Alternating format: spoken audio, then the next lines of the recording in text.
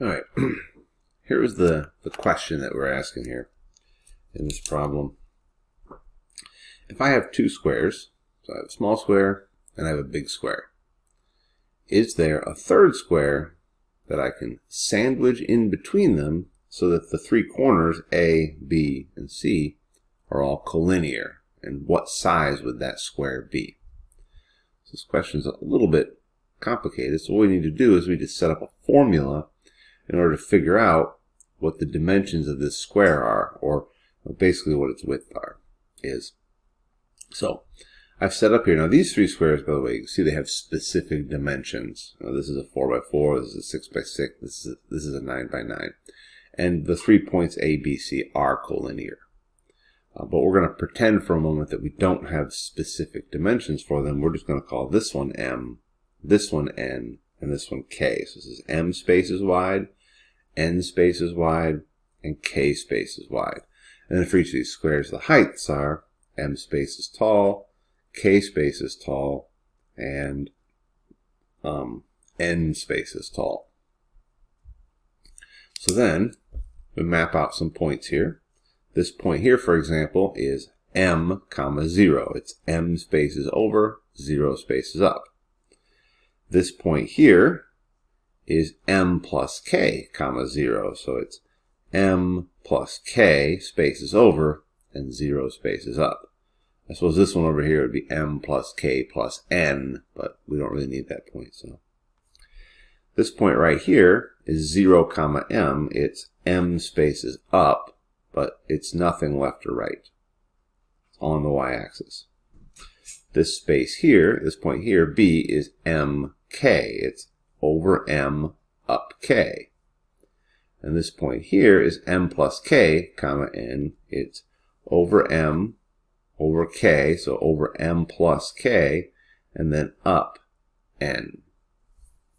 And again, our job is to come up with a formula where I input M, and I input N, and I output a K. So we're going to look at how we set this up. Now originally, we had known the first two squares and we were trying to find the third, so we set up an equation for this line. Well, this time it's going to be a little bit different. I'm going to set up an equation for a line that goes through A and C. All right, so that equation, first of all, we need the slope of that line. So slope AC, our change in y is going to be, we go from M to N, so our change in y is N minus M.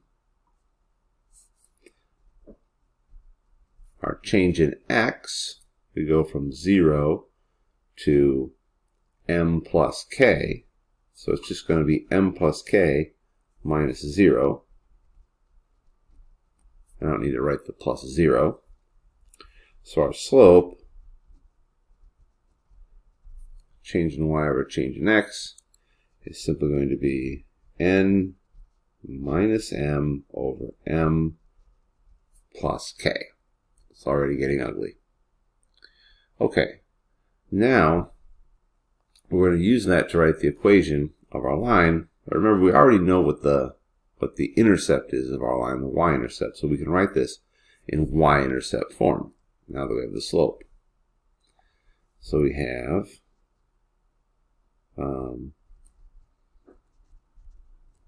equation of line AC. So our equation is y equals, we're going to write it in mx plus b form. Hold on one second here. Okay, and we know our m, which we just calculated.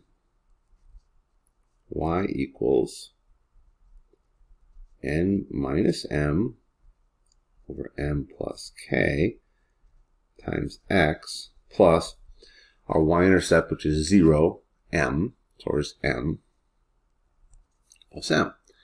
Now we know our equation for the line. Now we're just going to, what we're going to do here is before we plugged in the coordinates for this line. Well, on the last one here, we plugged in the coordinates for the third line, and then we calculated, based on the input, what the output would be. So we knew how far over this square started. We were trying to figure out how far up it was. Here, it's going to be a little bit trickier. We're going to plug in both coordinates for this point into this equation. But remember, we can plug those in, and we know that, this point MK will be on this line, or we want it to be on that line, so we're going to say that it is. What we don't know is what K is. Okay, so I can plug in M for X and K for Y, and then I'm going to solve the equation for K. So I'll say if the point MK really is on this line, if I plug it in, and that's true, we're going to assume that it is true, then what is K? So let's run over here, find K. Okay. So we've got our equation, and we're just going to plug in M for our X coordinate and K for our Y coordinate. We end up with K equals N minus M over M plus K times M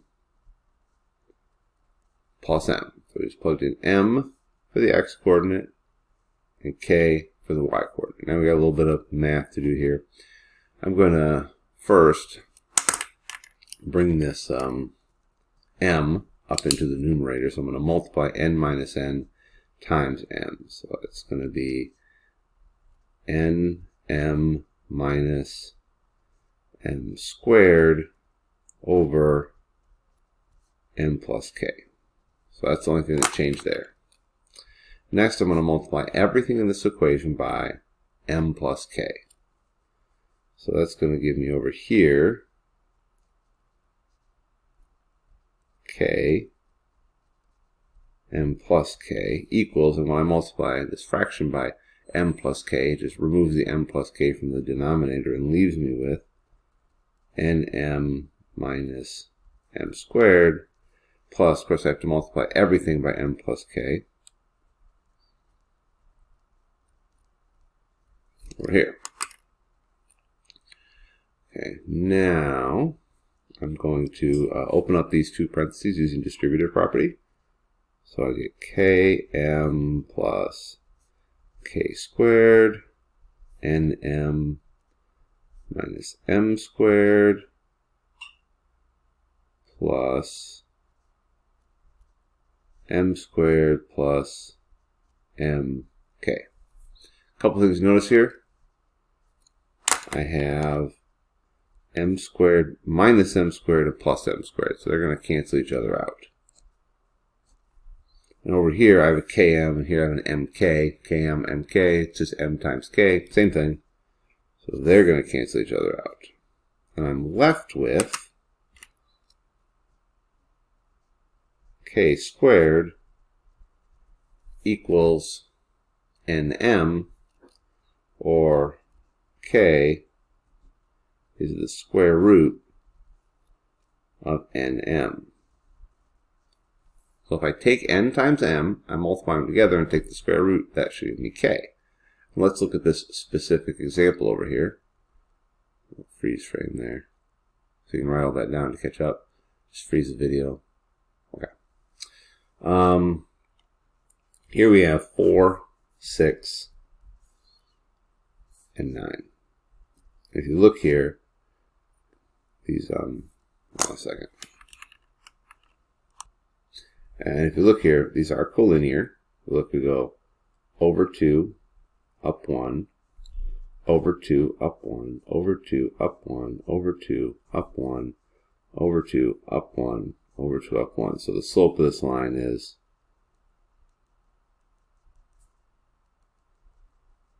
2 over 1. Okay. So, and if we look at our formula, here, M is 4, K is 6, and N is 9. if you look here, is 6 equal to the square root of 4 times 9. That was our formula. Going back down here. Take n times m, take the square root, that should give me k. And 6 equal to square root of 36. And check. Formula works in this particular case. So what I'm going to ask you to do is to come up with a second set of boxes like this, all whole numbers that work, right? So that the three corners ABC are collinear, and so that the side lengths match this formula. And I want you to think about, here's a way that kind of a way to find that set of boxes. Here's how I found this one. I just picked a number for my k first. I picked that first, actually. And I have to pick from, I picked a number and I squared it. So I looked at this and I go, 1 squared, if that's k. Well, I can't break down 1 into the product of two things, so that doesn't work. 2 squared is 4.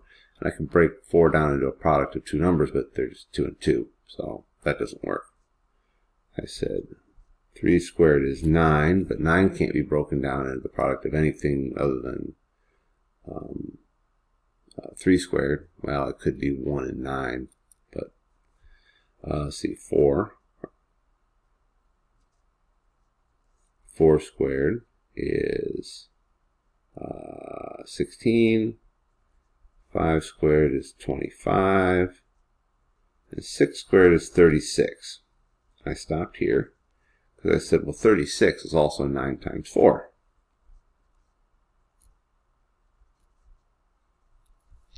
So I knew that I could take 9 times 4, take its square root, and get 6. So I knew that a box of size 9 and size 4 could be broken, or could be placed here with a box of size 6 in between. Okay.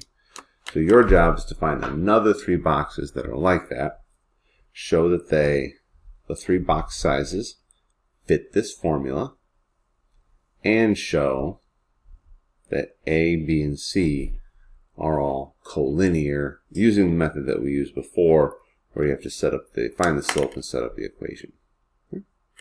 All right.